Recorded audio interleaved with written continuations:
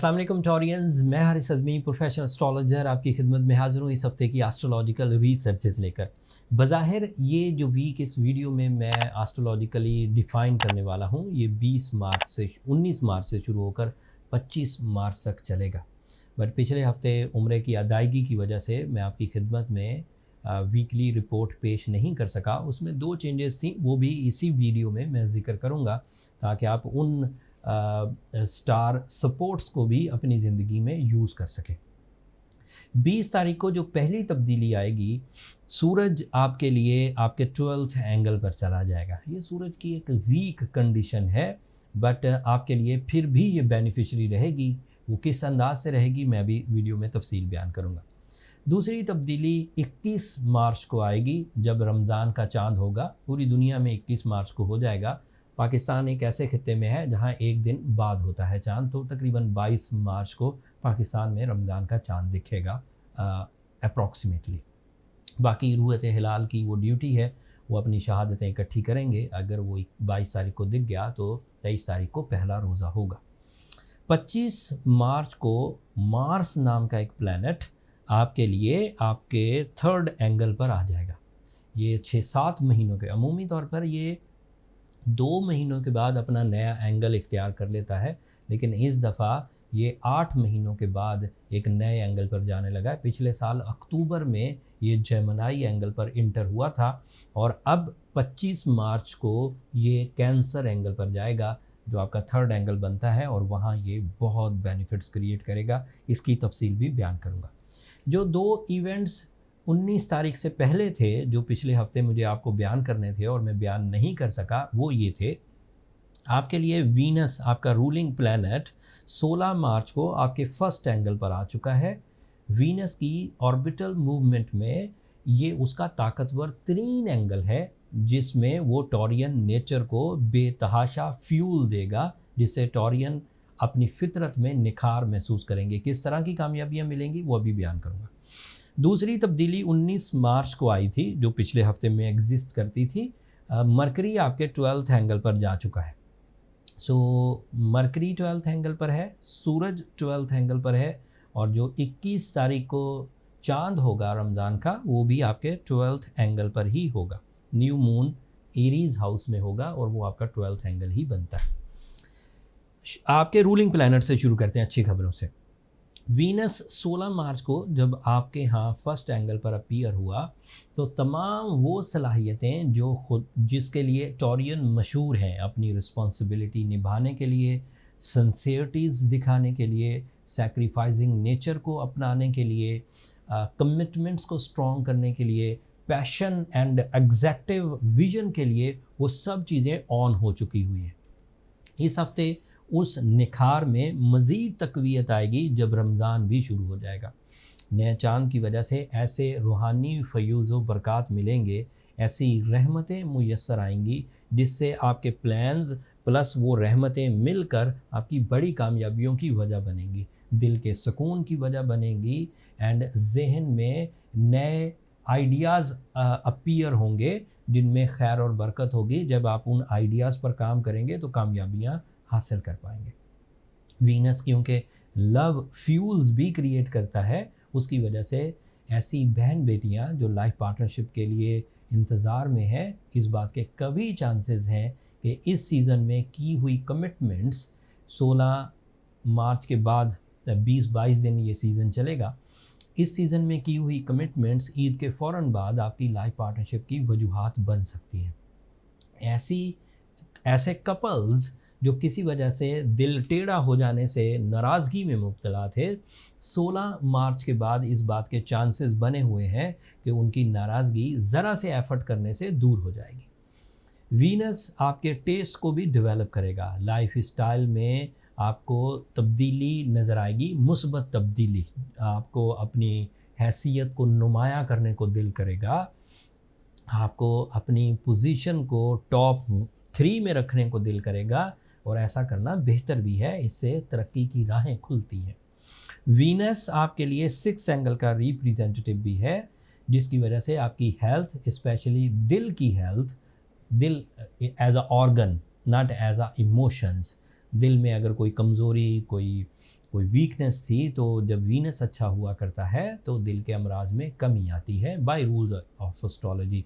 Medical sciences इसे accept नहीं करती, लेकिन जब दिल खुशी की तरफ माइल हो तो उसकी कई बीमारियां, उसकी कई तरह की घुटन दूर हो जाती है।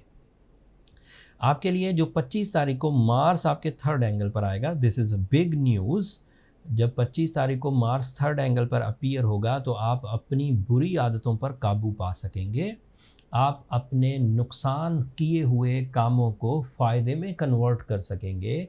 आप अपने ख़िलाफ़ होने वाली साजिशों को रिपेल कर सकेंगे एंड आप अपने खौफ पर काबू पा सकेंगे। इवन गम पर भी काबू पा सकेंगे।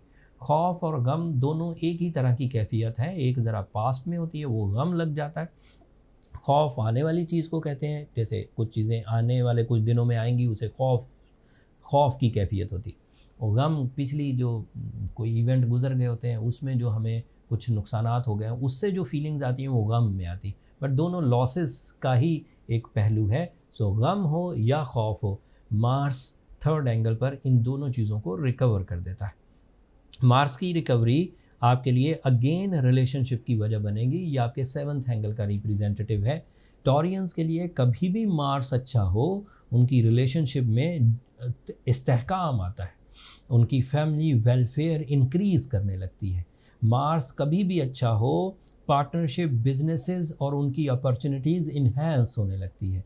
प्रॉफिट रेशोज़ इंक्रीज़ कर जाते हैं एंड मटीरियल एडवांटेजेस स्मूथ हो जाते हैं एंड सडन हो जाते हैं, तवक्को से बढ़कर, आसानी से और लंबे।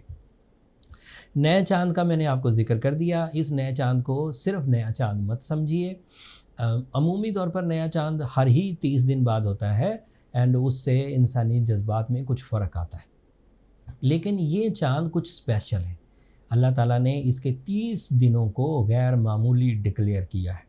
पहले 10 दिन रहमत के, दूसरे 10 दिन मगफिरत के, तीसरे 10 दिन जहन्नम से खुलासी के, तीसरे 10 दिनों में आखिरी अशरे में एक रात ऐसी भी आएगी जो 1000 महीनों से बेहतर होगी। सो ये एस्ट्रोलॉजर्स या साइंटिस्ट या किसी बुज़ुर्ग का कॉल नहीं है कि ये रातें अच्छी हैं या ये रहमतों की रातें हैं। ये वो रब जिसने आपको बनाया, कायनात को बनाया, सिस्टम को बनाया और फिर इस सिस्टम की इंफॉर्मेशन आपको डायरेक्ट दे दी। आपने ऑब्ज़र्व करके नहीं ली, तजर्बे करके नहीं ली। आपने ये रूल फाइंड नहीं किए कि इन दिनों मैं देख कर आया हूँ कि रहमत का दरवाज़ा खुल जाता है। ये क्रिएटर ने ऊपर से खुद अपनी इंफॉर्मेशन लीक की। एक बहुत वो इज़्ज़त वाले फरिश्ते के थ्रू दुनिया में एक इज़्ज़त वाले तरीन इंसान के पास वो वही भेजी। उस सच्चे और अमीन और अल्लाह ताला के रसूल ने वो बात हम तक पहुंचाई कि ये महीना 30 दिनों का, इसके पहले 10 दिन अल्लाह ताला कह रहे हैं कि रहमतों के हैं। तो ये झूठ बात नहीं है। जहाँ से हुक्म सादर हुआ वो कमाल, क्रिएटर नंबर 1, यूनिक, वाहद, ला शरीक, जो पैगाम लेकर आया वो भी ताकतवर, और जिसने पैगाम हम तक पहुंचाया वो भी दुनिया का सच्चा तरीन और अल्लाह का महबूब तरीन पैगंबर।